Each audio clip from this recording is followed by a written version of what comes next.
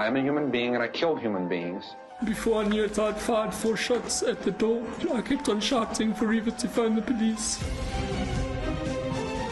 Tests are underway to determine if a serial killer is on the loose in Centurion, Pretoria. The dead won't bother you. It's the living you got to worry about. Good evening, everybody. Tuning in to the live stream of Profiler Africa. We are back once again with tales of true crime from the sub-Saharan part of the continent. I'm Paul Llewellyn. Tonight we're diving into the world of forensic pathology once again with Dr Hestelle van Staden. We are continuing what we've been doing, a 3-week deep dive into some forensics. We'll be getting back to some great cases again next week. From crime scenes to the autopsy table. Dr. van Staden, of course, has spent her career uncovering the truth hidden in the human body. We'll discuss her work, her book, her TV show, her plans to take over the world, and what it really takes to investigate unnatural deaths in South Africa. Last week, of course, we looked more broadly at the state of forensic pathology in South Africa. Tonight, we're going to dive deep into the day-to-day realities of dealing with death and talk about some cases also.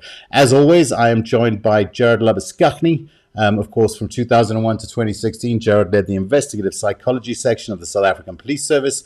He's now the head of LNS Threat Management. He is, of course, our profiler. Gerard, how are you doing? Fantastic, Paul, and good evening to all of our viewers. Absolutely. It's lovely to be with you once again. Before we say hi to Hestelle and dive into tonight's episode, please do subscribe to Profiler Africa for more in-depth true crime content.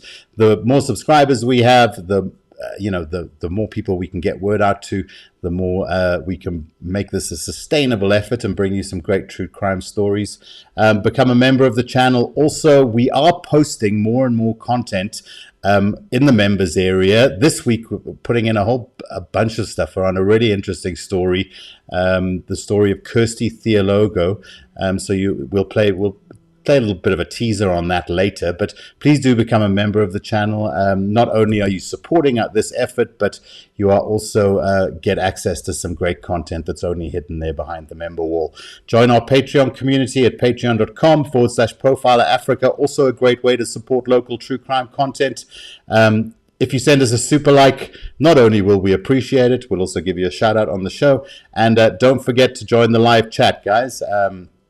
Please do share your questions for Dr. van Staden. We'll take some as we go through the conversation and line some up for the end of the show, and anything for Gerard as well. Now, enough of me talking. Let's get into tonight's program. Good evening, first of all, to Dr. Hestelle van Staden. It's very nice to have you with us, Doctor. Once again, you did join us on the podcast previously, but it's lovely for you to join us again. Thank you very much for having me. Brilliant. Gerard, I thought we could kick off by letting everyone know how you guys met each other and how you guys have crossed paths in the course of your work. So maybe set the scene there for us a little. Yeah, I mean, to be honest, I think, as you know, we had a bit of a chat before the show started, because guys are terrible at remembering when they met people. But it's just, Hestelle, if I recall, says probably about 12, 13, 14 years ago, when we came to, me meaning some people from my old unit in the police, came to give some training lectures to the forensic pathologists. And I mean, I've been out for 9 years, so it can very easily be sort of 12, 13 or more years ago. But it just kind of feels like we've always known each other. It's been a long time. Yeah. Yeah, I mean, obviously, it's a small world, and as you know, we had Shakira on last week, who we've also have known for many, many years. And like we asked with her, and we tend to like to ask all of our guests, like, how did you get into this field? Because, like, as I said, it's not typically what kids think of. Definitely not in South Africa. I mean, it was never really a thing, forensics in South Africa 15, 20 years ago, that people saw as a career path. So when did you realize that this is something that you want to do for the rest of your life? Yeah, it's a bit of a funny story. I always said to my mother specifically, I wanted to be a doctor. I also said to her, I want to write a book one day, never thinking that the two of them would have something to do with one another. And then when I was about 14 years old, I read one of Patricia Cornwell's books where her main character, Kay Scarpetta, is a forensic pathologist. And the minute I read that, I realized this is exactly what I wanted to do. This is where medicine works for me. We grew up watching programs like Murder, She Wrote and, those Quincy M.E. So I was aware of the field, but not really to that extent. And once I read her book, I realized this is exactly what I wanted to do. So I was 14 years old when I decided I wanted to do forensic pathology. And I actually did medicine in order to do that. It wasn't the other way around. I wasn't only introduced to forensic medicine after I started doing medicine. So I studied medicine in order to be able to do forensic pathology. Oh, wow. And it's funny because I think Shakira also said last week that it was sort of the sort of media world that introduced her to the field. And I guess it's for so many people, it's our first exposure is something we saw on TV, something we saw in a movie, or like in your case, you read a book about it, and that's what influenced or shaped our future. But of course, you did first have to practice after you qualified. You did work for a year or two or three, I think I recall correctly, in Mpumalanga. And what was that like, sort of those years or twos of ComServe and that kind of stuff? You know what? So I did a year of housemanship and I did a year of ComServe, and it actually served me very well. Thinking back to it, I didn't feel like it at the time. I was actually acting superintendent when I was doing ComServe because there was simply nobody else, and I kind of fell into that. And it did help me, or does help me now in terms of people management and so forth. And then after I did that, well, to go back to that, it does give you a very good idea of general medicine and what is required and how does it work in a government hospital, what is acceptable, what is not, and the practicalities of working in government. And then for about 2.5 years thereafter, I worked as a theatre assistant. I was never particularly fond of being a GP, so I rather worked in theatre, and that helped me quite a lot in terms of surgical skills. So when I actually started doing my own autopsies and actually cutting myself, I could fall back onto that which I've been trained or which I was doing for the past 2.5 years. So that also helped. So, I think one should never disregard your experiences. They do help you, even though you might not foresee how and when they would. And if I might jump in, what about the kind of folks you meet along the way as you're kind of going through all of the training? I mean, are there people and folks that you studied with, who you've kind of continued to have a career with, and you've kind of followed a path together? And what's the community of folks like? Medicine is a very small world. It's actually very funny. So you do keep track of who's going where and what.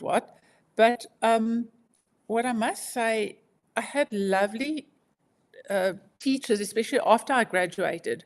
The surgeon that I worked with, the gynae that I worked with, the urologist I worked with, they were people that I was incredibly fond of. Unfortunately, all three of them had passed away subsequently, but they were the guys I would phone, and they were the ones I phoned when I graduated to say this, I have graduated. And so they were really my people. And I would phone them and ask for advice and say, how would I approach this? And medicine is, like I said, a very small world. And some of the people that I did work with are still the ones that now refer bodies to forensic pathology.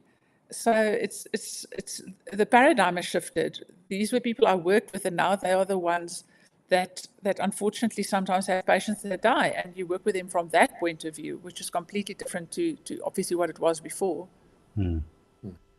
Okay. Now, you started off working. Obviously, you do your specialization. We covered that last week, how that kind of works, the process, and then you worked full time for the forensic pathology services. But at a point, you then sort of went over into doing part-time work for them, so I think 2 mornings a week, where you do autopsies. And a lot of your time was actually very uniquely in the world of sort of private forensic medicine. And now, there's not a lot of people who are private forensic pathologists. what is different about that kind of work that you do in the sort of private sector as opposed to the forensic pathology services government work? It's actually a completely different setup. Well, I think since we last spoke, Gerard, my work has evolved even from there. A lot of what I do at the moment is private autopsies on natural deaths. And like Shakira would have told you, we do at least a year of histopathology, where we look at natural deaths, where we do anatomical pathology, where we learn how to to assess natural deaths.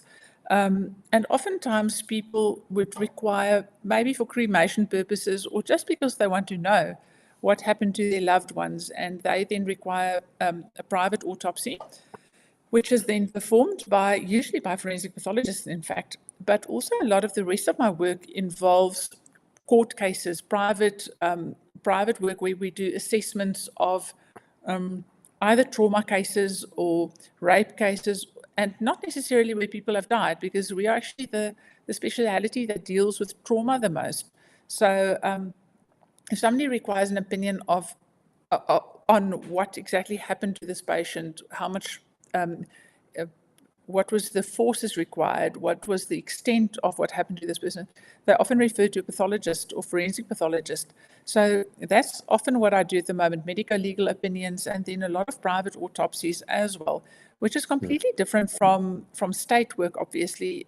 When we do forensic autopsies, the families are not asked for consent, and it's done without their consent, whether they consent or not. We, in terms of private work, it's much different. Obviously, there's much involvement from whoever contracts you. There's much time spent. There's a lot of money often in private work, where there's hours and hours spent going over minute details. And one can see that when one looks at court cases where private work has meticulously been involved in every single detail of a case, where somebody's had the time and obviously been paid for it to go through everything, which sometimes in government there's no time for. So who kind of gives you consent? Like you said, if it's a natural death, the Inquest Act kicks in and nobody has a choice as to what's going to happen. The body will be autopsied if it's suspected to be unnatural. But like you say, Absolutely. with these that you're often doing an autopsy, it isn't suspected to be unnatural. People just want to perhaps know more specifically what caused this person's death. Was it a heart attack specifically, or who kind of gives you the authority there? I mean, who consents to you cutting up a dead person's body, and where do you do that? The family, next of kin, actually has the right to then request. Obviously, I can't just grab anybody and do an autopsy on them either.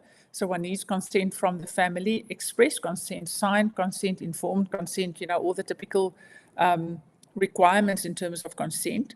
But the family consents to an autopsy being done. Okay, and you do that at a private mortuary? You don't do that at the state forensic facility, obviously? No, that's being done usually at undertakers, where the bodies are kept, and a lot of them have private mortuaries, which are then utilized for those purposes. And would you ever have you ever had it where you've done an autopsy and what in all intents and purposes was a natural death, only to uncover actually it wasn't natural, or that the cause of death was actually quite different to what anybody thought? No, thank goodness I haven't, but I have had cases when I do autopsies at government, when one of our previous colleagues would actually refer body when she was doing private autopsies, and where it was thought that the death was natural, and suddenly, you find poison in the stomach or so forth. And in such a case, the body gets referred to forensics, and a new autopsy is then basically started, and taking into consideration what was found at the initial or the private autopsy, and then it goes from there, and then it becomes an unnatural death until proven otherwise. And you mentioned the autopsies, and I remember when you started doing this, I was quite amazed. Not the autopsies, the cremations, that you can't just cremate a body after, even if it's a natural death. You can't just the role that the forensic pathologist plays there. If you can just elaborate on that, I think that's quite interesting. Yeah, I don't think people actually know what goes into cremations, and obviously the issue is that once the body has been cremated, there's no recourse. You can't go back and go check something as you could with a person that could be exhumed. And even in such a case, it's obviously quite tough to find anything in an exhumed body. But obviously in a cremation, there's really nothing to be found. So there's a lot of consent forms in terms of cremations, and a lot of checks and balances that needs to be in place before a person can be cremated. So the family obviously needs to give consent, and they also need to say that they don't suspect anything untoward. There's no reason for them to suspect anything, that the deceased did not expressly say that they did not want to be cremated. Then there's a certificate that needs to be issued by the treating medical doctor that says, yes, this is my patient. This patient suffered from, say, hypertension and diabetes, and I'm satisfied that this is a natural death. After that, there's a confirmatory medical practitioner, which would then be me, oftentimes, which will say that, they have, that person have checked all the medical information. There is nothing that concerns them. It's not a procedure-related death, for example. There's nothing that prohibits the cremation from going ahead. And and after that, the medical referee will then sign off, taking all the information into consideration. If a person had undergone either private autopsy or a government autopsy in the sense of a medico-legal forensic autopsy, then another form is completed to say that this is the cause of death, and all the should samples have been required, these have all been retained, and the cremation can go ahead. What's also quite interesting for cremation is that we need a very specific cause of death. So we often talk of the primary cause of death in terms of forensic pathology, which is the disease or the process that initiates the process, the mortal process. So for cremations, we need to know very specifically that it can't just be stated that the person had a cardiac arrest. We need to know what led to that in order to ensure that we're not cremating a body that shouldn't be cremated. Okay, so yeah, a lot more technical than I think than people actually realize. And the biggest difference, I mean, I know when I started in my beginning of my career, almost all my evidence was state. I was called by the prosecution, and it's quite different when you're actually so-called a defense witness. It has a different feel to it. I mean, obviously, you're always supposed to be honest in your opinion, no matter who calls you. But it is a very different ballgame, and I found that doing private, being called by defense counsel or legal aid, in a way made me probably better at what I do, because it's often just a different kind of work, or it's a different kind of pressure, or, it's also different. It's one thing, when you're being called for the prosecution, the majority of society sees you as you're on the good side. You're on the right side of this whole argument. And the only person who doesn't like you is probably the accused and his lawyer, and who really cares? But it's very different when you're there as an expert for the defense. It feels different. I mean, has your experience been the same? And do you think it made you better at what you do, or? No, absolutely. I agree with you. There's definitely a feeling when you walk into the court and you're testifying for the defense that people look at you very differently. I think you phrased it very well, that when you testify for state, you are on the kind of good side. People think you do this for the right reasons. And sometimes when you are working for the defense, they would actually raise the issue that you are being paid. But even when you are testifying for the state, you're also being paid. You're just being paid by state. So it's really not a valid point, but there is definitely a very different feel to it. I sometimes feel very apprehensive. You get that feeling when you walk into court that people are looking at you differently. You are already being judged for the fact that your opinion might differ from that of state. But I do think it has made me a better pathologist. It made me look at things differently and think, what could a good defense attorney ask? And when I do my autopsies, it's look, for me, I believe in when you do something, you do it well. Otherwise, don't do it. But, having seen what can be asked and what resources can be thrown at something, it actually alerts you and makes you do more than what you might have done before. So I agree with you. I do think it makes one a one better at your job. And I mean, do you find also that, as a state pathologist, you're not always called to testify in every single case? But I think for the private stuff, it's almost a guarantee that you're probably going to be testifying. So have you found actually that if you weigh up over your career that you've done as much testifying in a shorter period of time for the defense as you had in all your years as a state forensic pathologist, or not necessarily so? No, I do think there's a degree of truth in that, because like you're saying, if I had to go testify on every autopsy I did, I would spend hours and hours and hours per day in court. So because the way we do our autopsies, it is the reports are written in affidavit format, so that we don't need to testify on everything, and it's often just submitted. And unless there's something in dispute, we are often not called, which I think is probably a good thing for the defense sometimes, because you might not want to have the pathologist detail exactly what type of injuries a person incurred or whatever the case may be. If you write a report for the defense, inevitably you are called. But what I've also found is that sometimes you write a report and state then reconsiders what their issues are. So I have had cases where I weren't required to testify, but one would definitely be expected to testify more for defense in terms of the amount of reports you write. I agree with you now completely. I mean, I don't know about you, but I like testifying. I find it really challenging, putting your knowledge to the test. And you just say you learn how to do things better and how to write things better, and of course how to say things better in a report. Have you had to challenge forensic pathologists in terms of their findings before, and have you had to challenge people that you knew, perhaps even relatively well, in terms of their findings?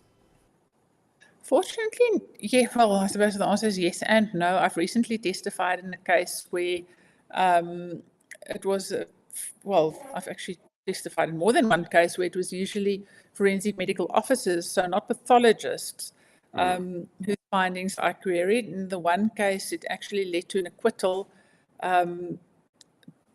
After I sat in on the person's testimony, and I was able to assist the advocate in terms of his cross-examination of the forensic medical officer. So I then testified after him, and it led to an acquittal. They withdrew all charges against the accused. That was the one. And another one, I don't know the outcome yet, but there's definitely cases where there was quite a disagreement between what I thought and what the medical officer's opinion was. Fortunately, these are not people that I know, but I am aware that one of the people that might testify in one of the cases, or in the case that's still ongoing, is somebody that I know quite well and actually like. And it might be that, that our opinions differ. So we'll have to see where that goes. I cannot say that it will influence our professional relationships, but I suppose we'll have to see. Yeah, I mean, I know I've had to testify against some people. Luckily, never someone that was a friend. Fortunately, to date, but people that I know, or people that are quite well in the world of psychology, that I've had to, call out. And unfortunately, court cases, you can't afford to have bad work because there's no chance to rectify it. In treatment, if you get a diagnosis wrong, you can realize it, you can consult, you can fix it, you can change course. But once you've testified, like you say, if you hadn't been in that other case, that case might have gone ahead and not had the charge withdrawn and could lead to a conviction. So, unfortunately, it is a situation where you have to call it like it is, and you can't not, because you don't want to hurt someone's feelings, because unfortunately the stakes are huge for society and for the person who's standing trial and etc. So it's awkward, but yeah. If I may,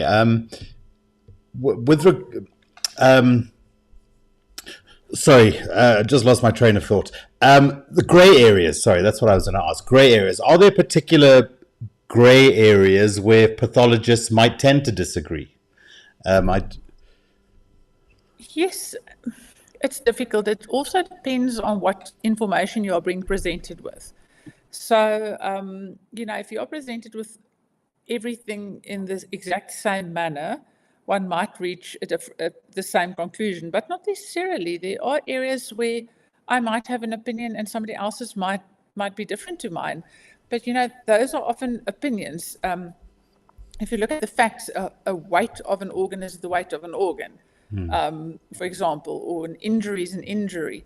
But I might interpret it differently from somebody else. And I suppose at the end of the day, if you look at that, one needs to look at research and what does academia say about something in order to substantiate your opinion. And that's what I tend to do. When I write a report, I get additional information and I reference that. My feeling is, as much as you can say, yes, in my opinion, and based on my experience, but you also need to be able to add additional value to that by textbooks and journal articles. So, that might also influence. So how much of your kind of week is just staying up to date with the kind of latest in the field? I mean, I gather that that's an important part of what you do. Staying on top of the latest technology, the latest ideas.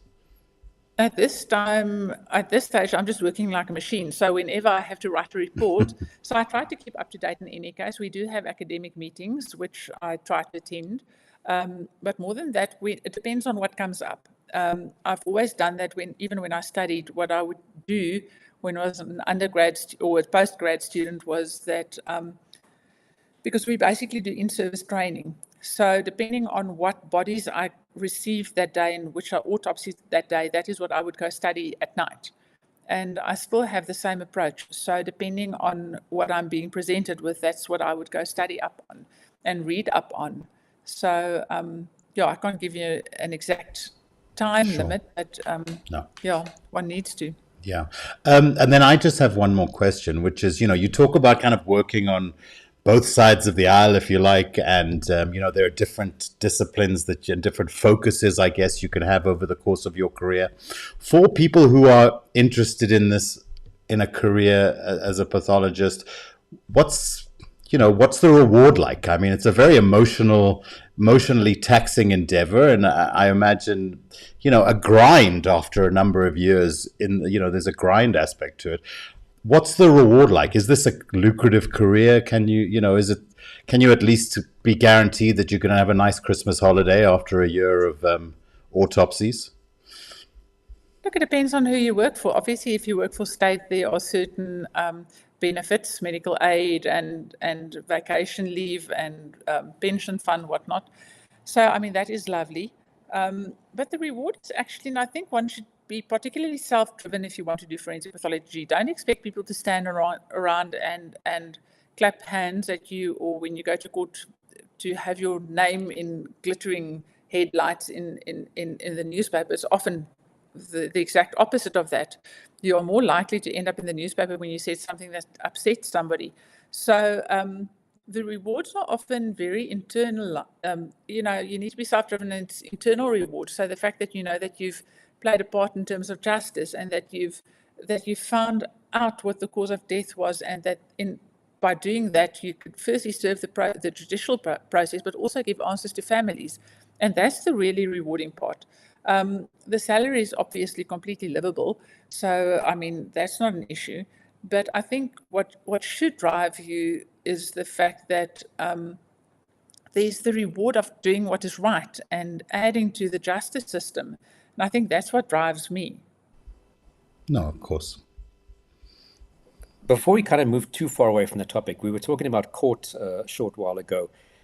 I mean, I've got interesting tales that have happened in court. I mean, anything from being accused of not being Gerard and actually being someone else, where I had to bring my ID and my degrees to court to prove that I am actually who I am, to one day in Limpopo and Tabazimbi, where I was just being finished cross-examined, stepped down, the court adjourns, and the defense lawyer runs up to me and says, "Can you just ask me a question?" And I thought, okay. And he calls me aside to a small room and he asks for marriage counseling advice. So have you kind of had funny moments? Well, yes. What I must say is what I always remember is I was quite far pregnant. It was incredibly warm. I was, I think, in Randburg Magistrates Court, and I was testifying. everybody knew I'm going on maternity leave, so they kind of pushed in all the trials ahead of time, and that was end of the year. And as it is, you feel like you're wobbling around and you feel like a bowling ball or as round as one. And so I wasn't particularly pleasant or patient. And I was called to testify in an assault case. And the cause of death, if I remember correctly, was blunt force head injuries. And I had finished testifying, and it was actually, the issue was not that the state required my assistance, but that the defense weren't happy. So that's why I was called. And the defense attorney actually asked, well, doctor, where in the head is the brain? And I remember, and I still do that, I said to him, what? And I thought he was joking. And I said, and he repeated the question. I realized he was actually serious. And I said, well, the brain lives in the head. And he said, but where in the head? In the front, in the back? And, I remember thinking terrible things. Unfortunately, I didn't say any of those out loud. I just said to him, well, it's supposed to actually fill your skull. And, so those kind of things you do get. I remember once, it was many, many years ago, I testified in High Court, actually, where a gentleman was accused of murdering his mother. I can't remember whether he strangled her with a ligature and then manually with his hands or other way around. But I was on the stand, and it was a senior advocate that said to me, well, the version of the accused is that he started off by saying, well, doctor, can a dog resuscitate a person? I said, what? You see, and he said, well, the version is that after the accused had strangled his mother halfway, the dog then resuscitated the mother by blowing into her face and, basically doing the pulmonary part of CPR. And then she came by, and then he finished the job. And I was completely stunned. And you need to be aware of the fact that you're in court. You can't act like you would in any other place. But yeah, so things like that do happen. Sure. Okay, so I wonder if I can train my cat to do that. Sounds like a valid thing to do. Guys, I think we'll come back with some more stories in a sec. We're just going to take a little bit of a breather just so I can invite our viewers to please become a member of the channel here on Profiler Africa. We're inviting you to become a member. Being a member means that, first of all, you're contributing just a small, manageable amount every month to contribute to our effort to bring you true crime content so you can enjoy the range of content we're trying to bring you every week. And it means you can access more and more extra content that is reserved just for those who contribute to the cause. I'm going to play a little teaser now of some of the stuff that we're posting this week from the terrible tale of Kirsty Theologo and Bronwyn Grammer. Here's a little taste of what you'll find should you choose to become a member. What I can recall of what happened after I had downed that glass was, I believe I passed out, and once they had thrown petrol on Kirsty, I believe I was also doused with petrol and set alight, and this is where I recall actually that sensation on my body. And when I did regain a bit of consciousness, next minute I was being picked up, dragged, and then dropped, and then picked up, dragged, and then dropped again. And at the time I didn't understand what's happening, why is it happening. I don't think I was even thinking at the time. I just remember that feeling of somebody picking me up and then dropping me. Okay, so there's just a little taste, guys. This week we're posting a range of interviews that we did around that case. That was Bronwyn Grammer, who survived that terrible ordeal. We're also going to be posting an interview with Corinne Kutsia, who's the prosecutor, Narissa Subramani, a journalist who covered the case, and Adri Norton, who's the ex-head and spokesperson of the Satanic Church of South Africa. So a range of interviews that you can go and check out if you join us in our members area.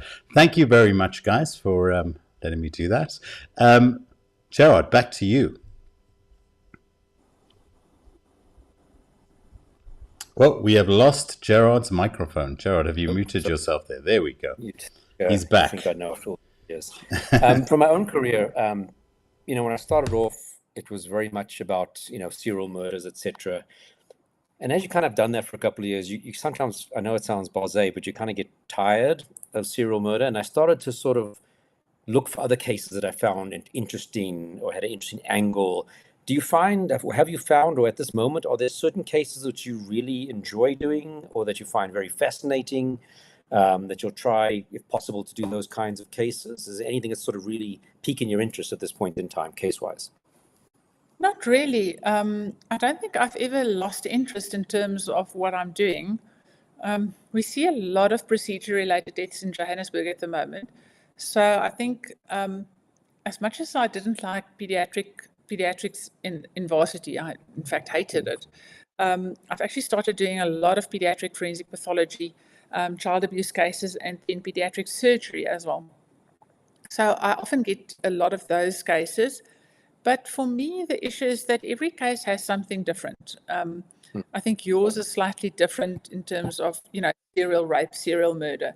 With us, there's always a new story. And the more you look for things, the more you find. And there's often a lot of natural pathology that's incidental findings to whatever killed the patient. So, I find that particularly interesting and rewarding to look for as well. So no, to me, I don't think I've lost that interest in the everyday yet. Okay, well, I think that helps. And cases that stand out. I know we chatted offline about this. What is one that really just you feel, and it's often not what people think when I talk about a case that stands out to me. It's not one of these big high-profile serial murders. It's often something just small that had a particular meaning for me. Is there a particular case for you that kind of just sticks out? Funny enough, there's two, and both of them were actually, there's something, for me, it was a question of finding I was faced with pure evil in both of them. And people would often think that looking at what I do on a daily basis, that everything I see is evil. It's not like that. Often it's somebody that, gets very irritated and then assaults somebody else, and that's what leads to their death. It's not somebody that was planning this for months and years and, it's this intricate story. It's often not like that at all. Both of these cases, the one I discussed in the book that I wrote, and the one was actually featured in the television series. The one was quite well publicized, and it's the Rhodes Park murders, where two couples were in Rhodes Park, which is in towards the eastern side of Joburg, and they were spending a leisurely afternoon. I think it was a Sunday after church, and it's two gents and two ladies, and they were actually accosted by this group of men who then robbed them of their belongings and took the men into the lake. And it's particularly difficult lake in terms of the amount of debris and plant matter that's in the lake. And they left the men in the lake. I can't remember whether they were tied up or not. I don't think so. And the men were drowning, and during that period, they raped the women. So the men could hear the women being raped, and the women could hear their men being or drowning. And I found that incredibly evil and so sad. And the investigating officer was such a star. He really went above and beyond to support the women who survived. Both of them survived, and took them to court, made sure that they had adequate psychological support, rallied the community. He was absolutely amazing. The other case is one that I described in my book, and it's a little girl. Her name was Tandil Wetu, and she was, and I don't want to give the entire story away, but she was left with a little girl, I think of about 12 years old, who was a family member to look after her. And the security guard from the complex where they stayed actually came into the room, and he then he raped and strangled her and made the 12-year-old lie on his behalf and say, well, no, either she fell off the bed or she didn't know what happened. And as the family and the employer realized that there's something wrong with this child, they rushed her to hospital, to the ER department, where the doctor then tried to resuscitate her and realized very quickly that she was not salvageable. And she was then referred to us for medical legal autopsy, and the entire process regarding that. But just the incredible sadness about that, the amount of work that went into it. Captain Joyce Buthelezi also got involved, and she, there were issues regarding language barriers and why the witness actually testified, or her first account was completely wrong. And the prosecutor in the case, Advocate Trulien Barnard, is marvelous as well. This case was heard in, what's it called? High Court, but not in Joburg. The High Court was actually sitting in Palm Ridge at that stage. And it was marvelous. I think you also testified, and how she pulled everything together and how justice did eventually prevail. Yeah, if I recall correctly, I think my testimony was about why the child didn't, at first say all these things. I mean, she was, like as you said, 12, and she witnessed this guy just rape and kill a little girl in front of him. That's probably a good reason why a 12-year-old is not going to just blurt out from day one exactly what happened. And I think it was only once he'd been removed from the premises, I don't know if he was already possibly a suspect at that point or he'd left, that she came out. They were in the process of moving. No, they were in the process of moving. And that was why the mother was not all that involved. She was busy helping her employer pack and so forth. And but I do think he was arrested relatively soon after, if I remember correctly. And of course, Rolene Barnard is phenomenal. She, for those of you that have watched that series on, I think it's Showmax, called Original Sin, of Gerard Janse van Vieren, who killed his ex-girlfriend, then fled to Brazil and got caught and brought back. She was the prosecutor in that particular case, and just really, really brilliant. It's always good and nice to work with competent, amazing people. No, she's absolutely phenomenal. Yeah. So you mentioned the book and this TV series. Were the TV series came first, or was the book that came first? Yes. I can't recall. Yeah, the TV series came first, and then then NB Publishers realized there's a TV series on the way. And they then contacted me and found, and said, would I be interested in actually doing a book as well? So what's that like? I mean, it's basically centered around, obviously the book is your book, your story, your history. The TV show, it's obviously centered around you and your opinions and cases you might have worked on, etc. So I don't think you ever expected to be a TV star. You said you always thought you'd write a book one day when you were little. And if I might add on to that, is this something that you kind of sought out, or is it something that came to you? No, it happened to me. It was definitely not something I sought out. My sister would say that I always said that I wanted to be on TV as well. I can't recall that. But what actually happened was that the producer of the series came to me, his name's Mark, and said to me that, they were looking at there's a lot of interest in true crime. And they were looking at doing a series where they would speak to the series was planned to be in Afrikaans. Different forensic pathologists, all speaking Afrikaans, and each one needed to discuss a case that was particularly prominent for them or difficult or, stood out for some reason. I said to him, no, it's fine. One can do that. The only problems I don't think there is, because the series is usually about 13 episodes. And I said, I don't know whether there's 13 Afrikaans forensic pathologists in South Africa who's qualified.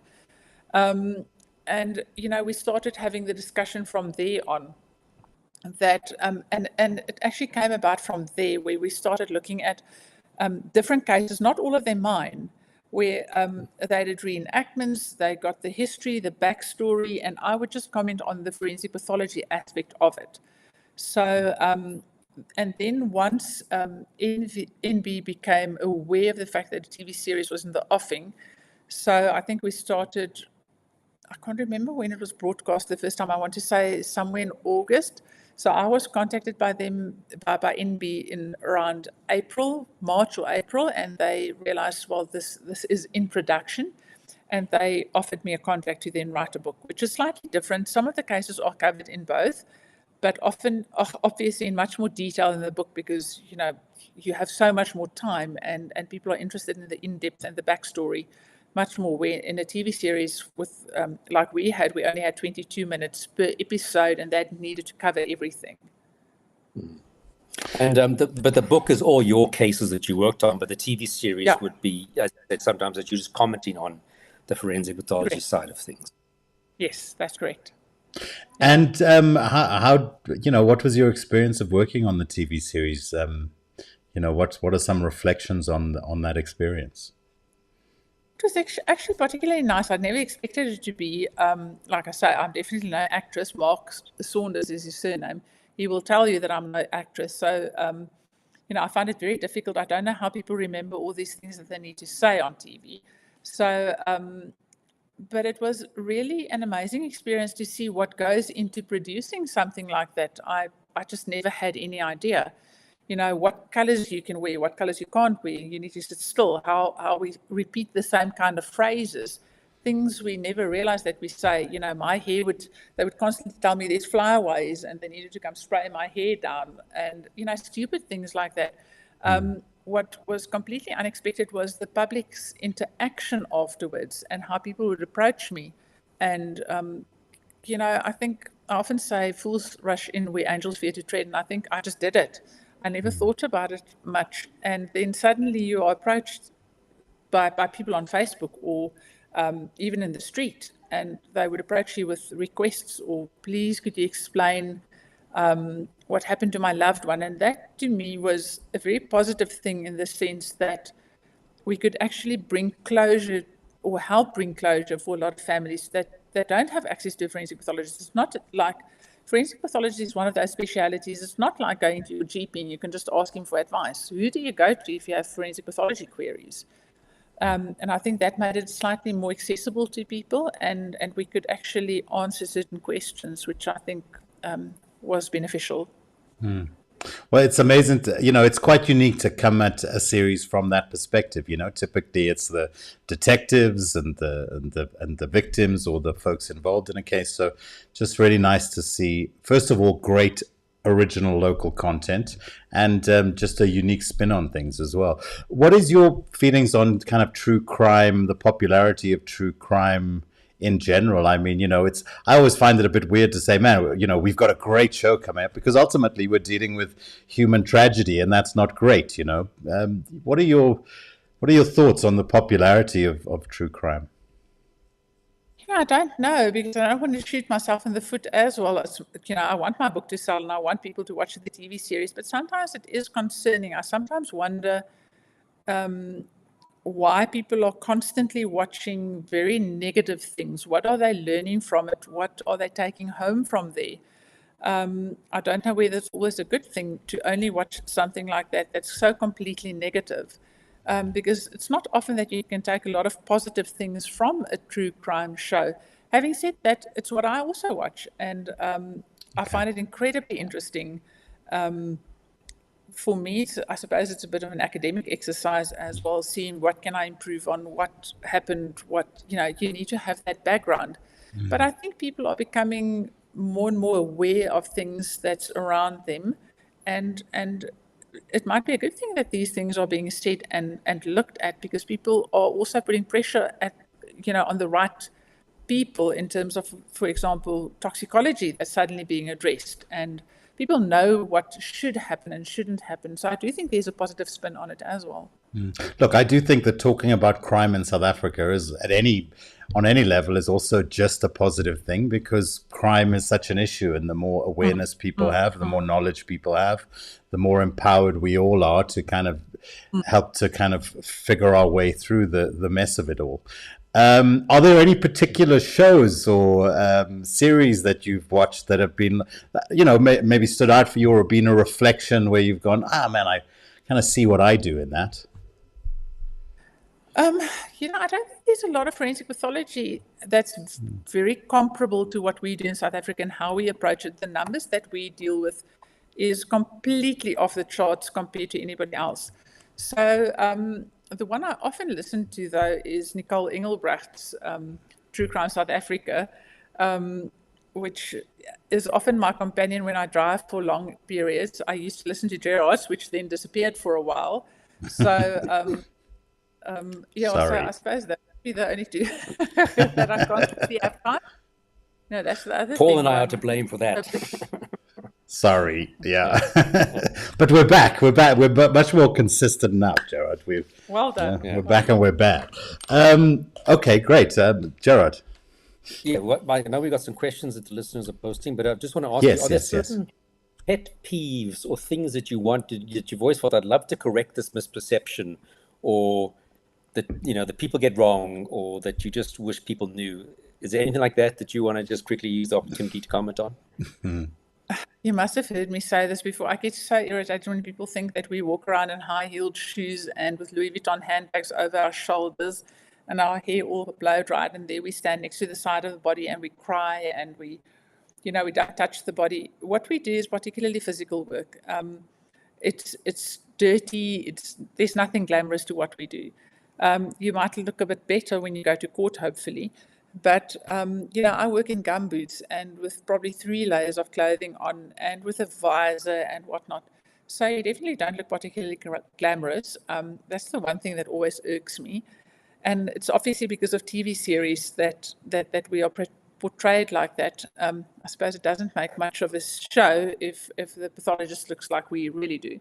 So that's the one thing. And the other thing is people don't actually realize that we're doctors. They think that we just started doing this. But yeah, that's probably the only thing that really gets to me. Paul, maybe you can call up those pictures. I think those were some of the examples of what Hestelle was talking about how our work environment is. Yes. It's not this glamorous. Said obviously there's a book and the TV show. I mean, that's you kind of dressed for work. Yeah, and that's my OCD clearly displayed on the right-hand side with everything being very orderly. So that's the box of tools. That's the knives and I don't want to say knives and forks, but that's all the knives and scissors and whatnot that we use. That's us shooting Autopsy on the right-hand side. If I might, all of the tools of the trade, I mean, do you have a kind of an extensive kit of your own? Is it, is it stuff you buy locally? Do you have to import special gear? No, there are stockists. So we are supplied by state. So we are issued with whatever we need. And then obviously for my private work, I've sourced my own privately as well. Okay. So I basically have two sets. That's a court. That's the outside of one of the courtrooms in Joburg. And those are some bullets that we've removed from bodies. Okay. And then... Yeah, that was actually a knife I removed from a person's chest where the blade broke off in the spine.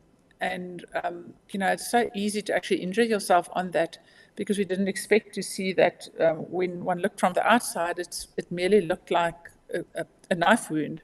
And when I opened the chest, that blade was stuck in the chest, in the spine. And I mean, it's not uncommon for you guys to get things that puncture your gloves, and if you think about it, it's not a living patient, not that it makes it much better, but it's a dead patient and it's not necessarily fresh, and you can stick your hand on a puncture on a sharp bone or like the fragmentations of bullets, etc. You need to be very careful when you cut. We are specifically taught never to, for example, move your hand along a pelvis, for example, because it could be fractured. So you always need to be very aware of anything that could puncture your gloves and cut yourself. Yeah, it can be potentially dangerous. Okay. I'm going to turn to some questions now, guys, that some of the folks that have been watching along with us have posed over the course of the last few minutes. We're going to start off with a switch chicken. Let me just get this appropriately sized so that everyone can see it. Yeah. Okay. Hi, thanks for another interesting topic. If it is my wish to be cremated, will my family be required to have an autopsy done to get permission for the cremation to be done? No, not necessarily. If you have a treating doctor that can issue, well, firstly, the death certificate, the notification of death form, and then what we call a Schedule B, which is just a form that is completed by the doctor to say this is what's caused your death and what were the medical issues at hand. You wouldn't require an autopsy, no.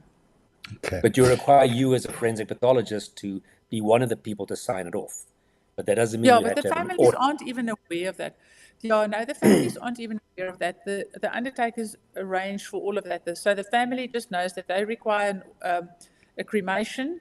And if there are any hiccups, say we don't get a doctor to sign off, then it becomes an issue and then the family becomes aware. But otherwise, the families aren't even aware of this entire process at the back. Okay. But no autopsy required. Okay. No, not as a... Okay, from Arena Fantonda, what is the difference between a forensic pathologist versus a forensic officer? Apart from the fact where one works for the state, is there a scope or mandate limited different? Completely different occupations. Forensic officer is somebody that is, often both of them are employed by a state. Forensic officer is a person that assists with the autopsies. They are not doctors. They are not trained. They don't have postgraduate training. They often don't have any degrees whatsoever. So they are employed by state. They are trained in state to assist with, for example, fetching bodies, doing the admin work, doing the autopsies, where forensic pathologist is a medical doctor that has then specialized in forensic pathology. You do get something called a forensic medical officer, which is a doctor as well, that is employed by forensic pathology, but have not completed their specialty. So they are fully qualified doctors, but they are not pathologists. They might have a diploma in forensic pathology. And maybe just to add in there, we are at any given time only probably between 60 and 70 qualified forensic pathologists in South Africa. So the majority of the work is not done by forensic pathologists, but by forensic medical officers who, like I said, are different to forensic officers. And just to also turn back, the forensic officer, they literally will help you, like cutting the body up or taking out the chest cavity. So they're kind of helping you with some of the more laborious parts of the work, but they don't make diagnosis. They just basically help prep the body, cut it open. And because you're sometimes working with 3 or 4 bodies in a way simultaneously. You'll go through, do the external inspection, then you'll say, right, start cutting here, you'll go do that. So they're really helping you to be able to focus on the stuff that you really need to do instead of you literally hacksawing the skull. At any given time, we're probably doing 4 autopsies at the same time, and they are the guys that help us. Yeah. Okay, so I guess that would then kind of cover this question, which is I'd like to know who are the people helping the pathologist do an autopsy? What did they study?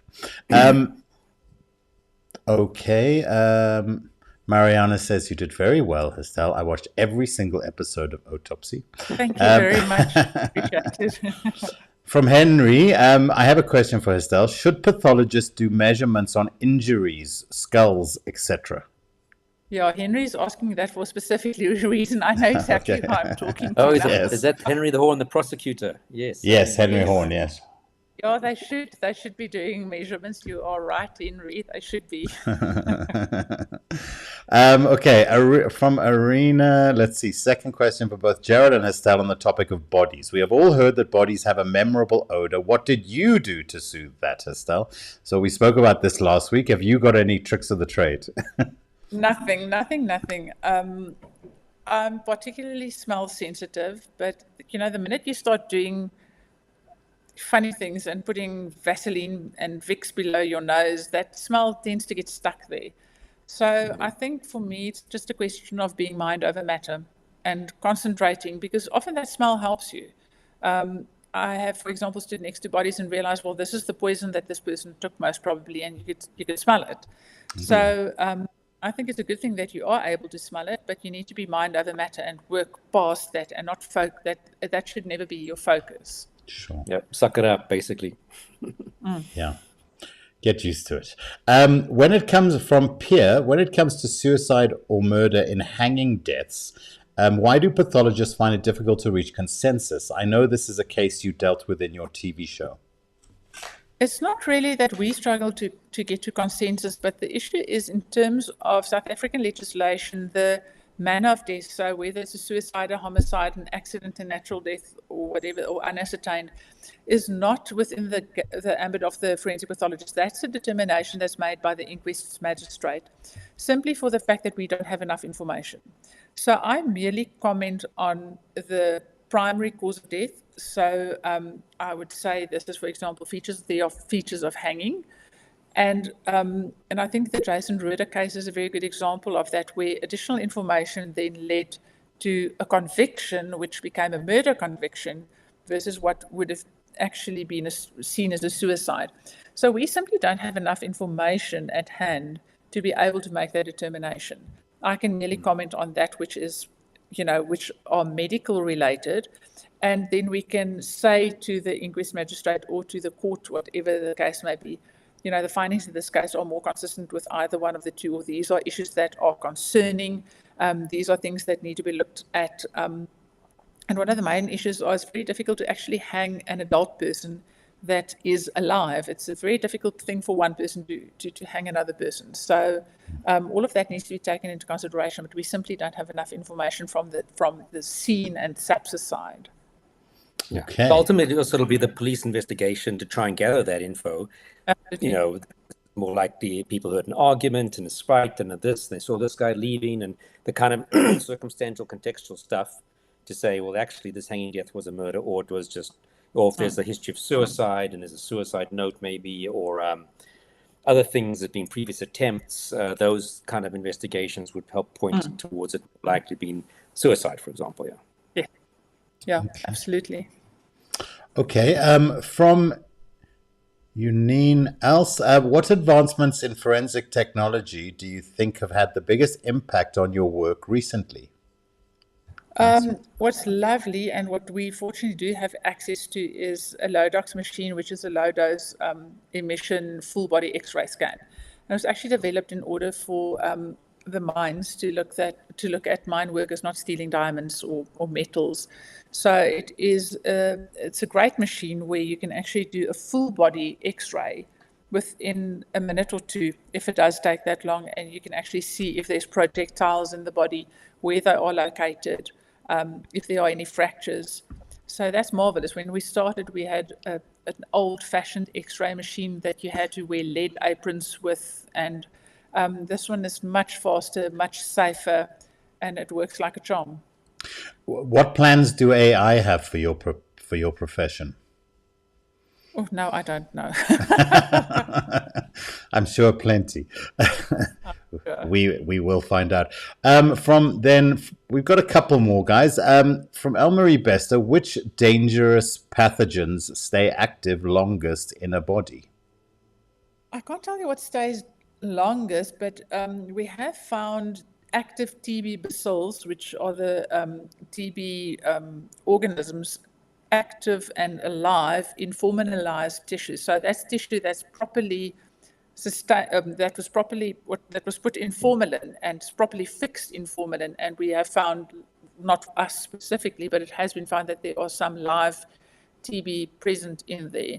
HIV tend to not stay that long, but there are very dangerous things like your Creutzfeldt, Jacobs, and Ebola, those kind of things, which we don't, fortunately, that we are not regularly exposed to, simply for the fact that we're doing forensic pathology, not anatomical or natural deaths.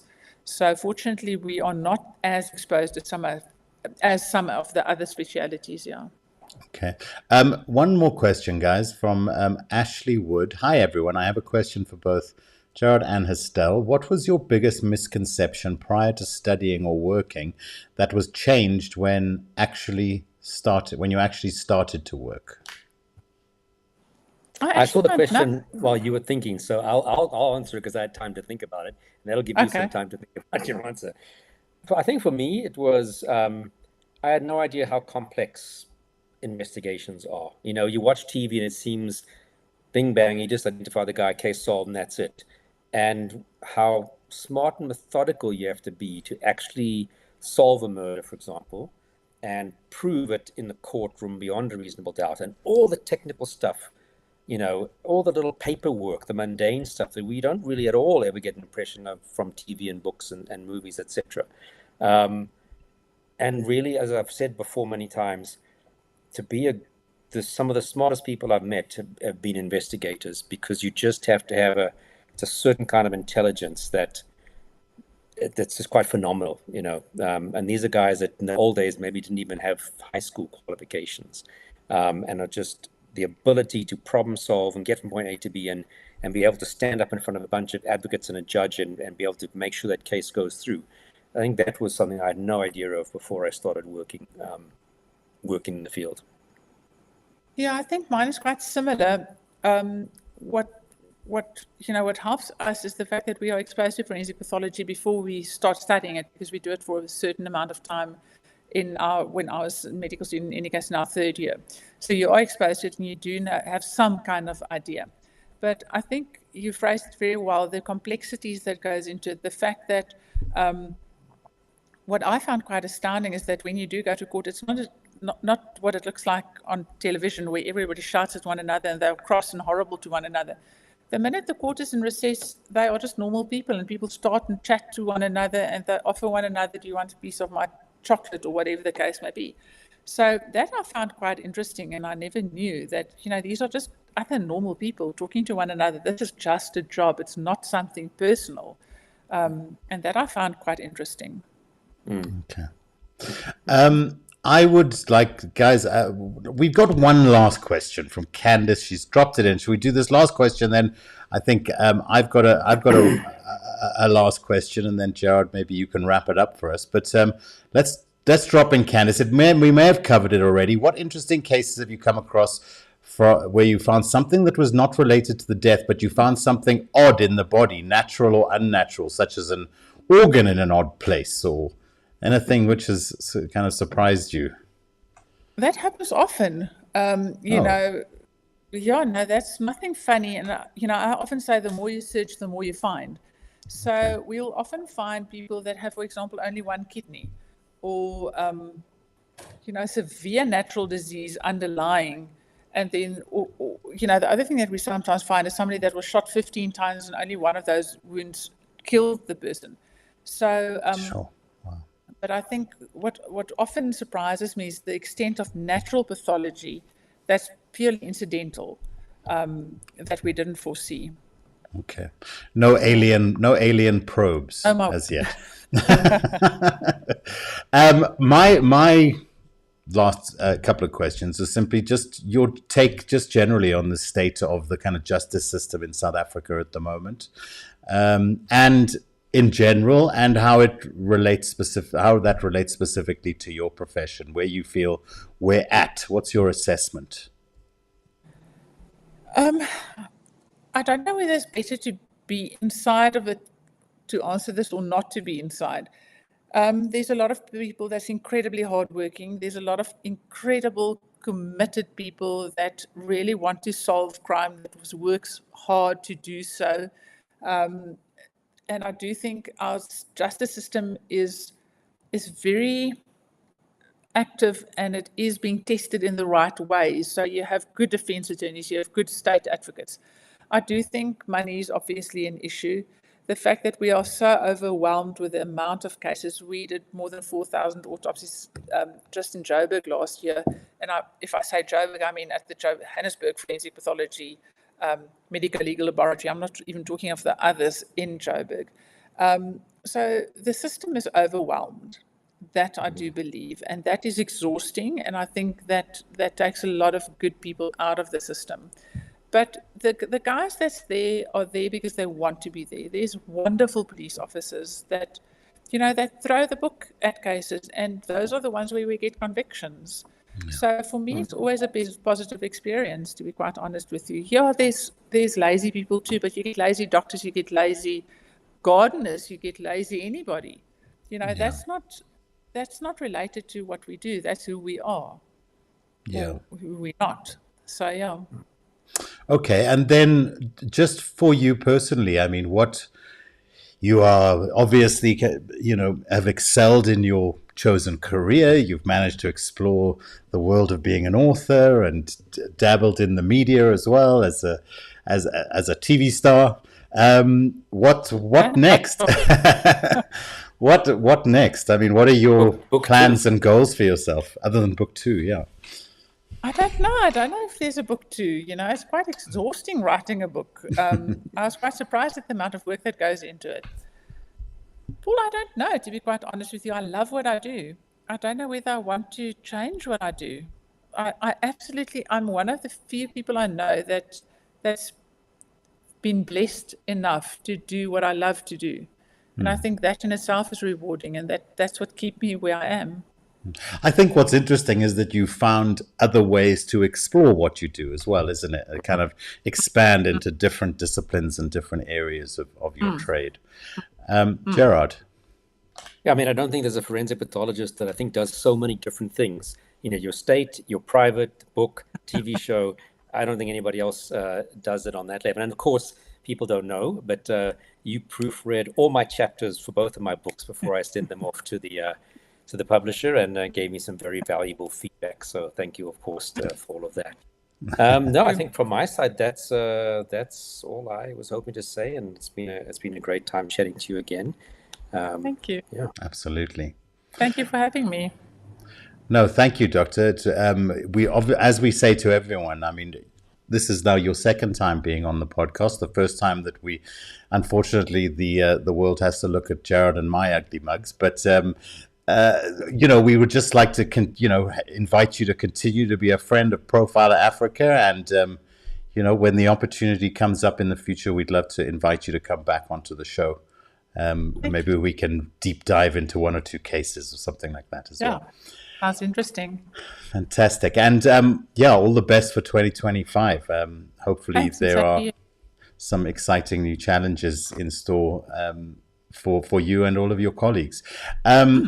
Gerard, thank you very much as always. I'm just going to do a little bit of wrapping up admin, guys.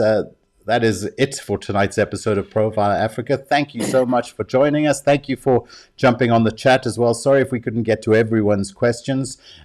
Please do make sure that you like, subscribe, share the podcast with your friends. Like I say, the more support we can build up, the better the channel's chances of growing.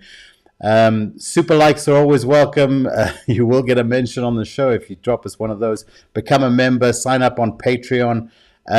Just a reminder that for members, we are posting a whole bunch of great content, and I am going to wrap up with another teaser clip from some of the content that you'll find there behind our membership wall. But of course, if you do become a member, not only are you contributing to the creation of local true crime content, but you're also getting some great content to enjoy as well.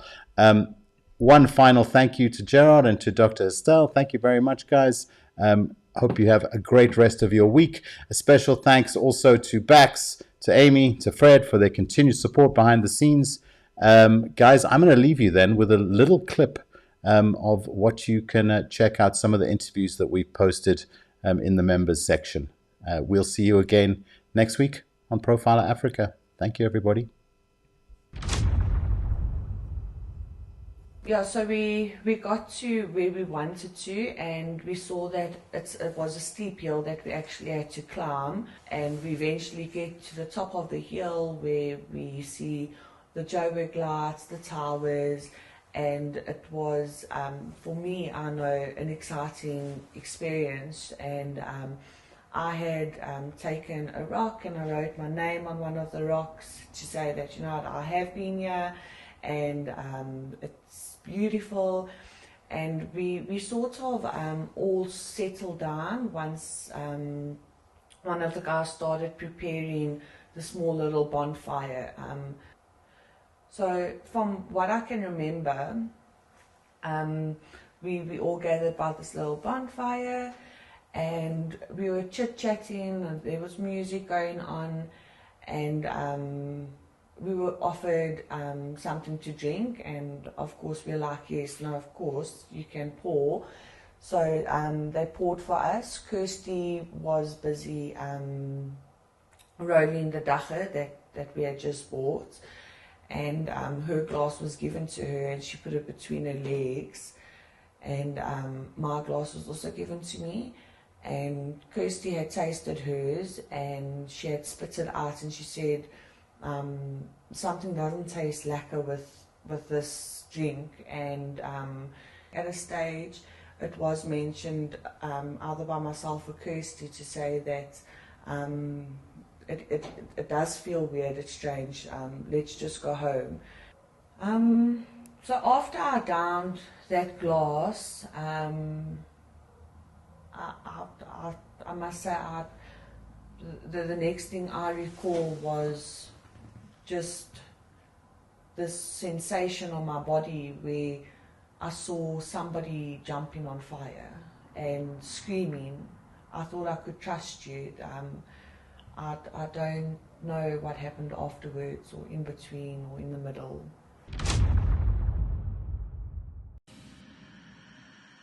I am a human being and I killed human beings. Before I knew it, I'd fired 4 shots at the door. I kept on shouting forever to phone the police. Tests are underway to determine if a serial killer is on the loose in Centurion, Pretoria. The dead won't bother you. It's the living you gotta worry about.